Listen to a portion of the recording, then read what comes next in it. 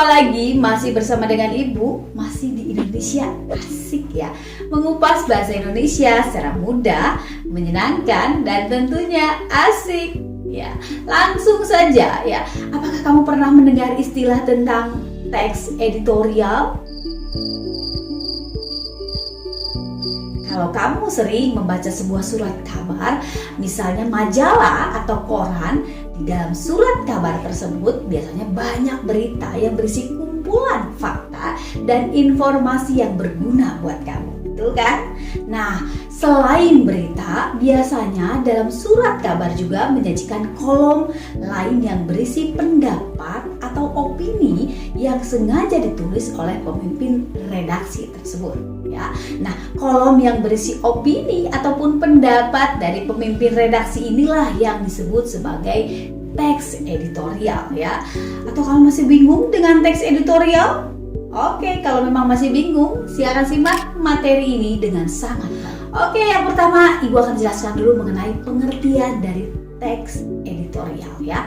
Teks editorial adalah sebuah artikel ya dalam surat kabar yang merupakan pendapat atau pandangan redaksi terhadap suatu peristiwa yang aktual ataupun yang sedang menjadi perbincangan hangat ya pada suatu surat kabar yang diterbitkan.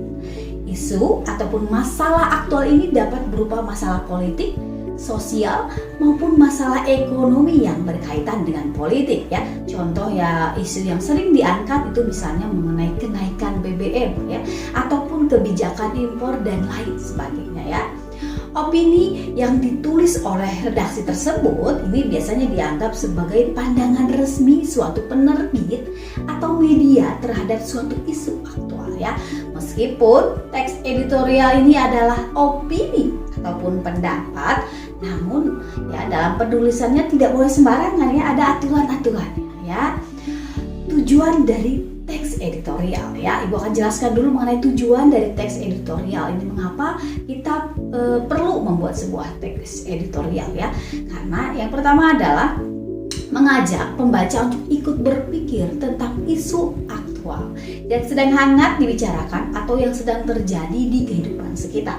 Lalu tujuan yang kedua, untuk memberikan opini atau pandangan redaksi kepada pembaca terhadap isu yang sedang berkembang ya. Nah, itu adalah tujuan dari teks editorial.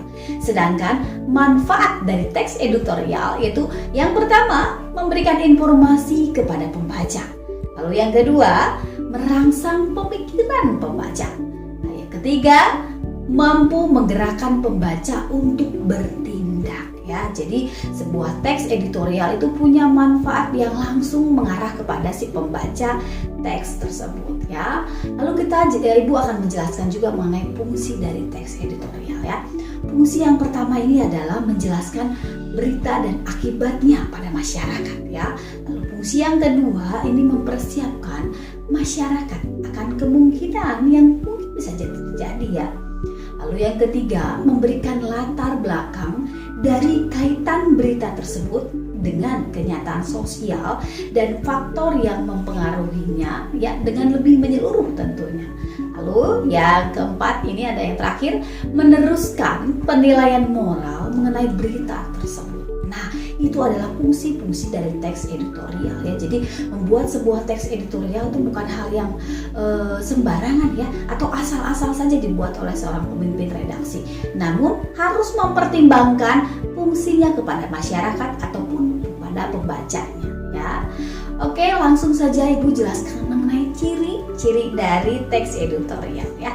Ciri yang pertama, ini topiknya biasanya ditulis dengan teks editorial yang selalu hangat ya. Jadi topiknya itu selalu fresh ya, yang sedang hangat, yang berkembang ya, atau yang sedang dibicarakan secara luas oleh masyarakat ya, dan bersifat aktual serta faktual. Itu yang utama. Lalu berikutnya yang kedua ya, ciri dari teks editorial ini, seringkali teks editorial ini menarik atau membuat pembaca itu ingin membaca terus teks ini ya, ingin, karena ditulis dengan menggunakan kalimat yang singkat, padat dan jelas ya.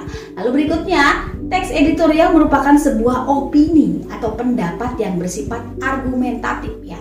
Dan yang terakhir, teks editorial bersifat sistematis dan logis.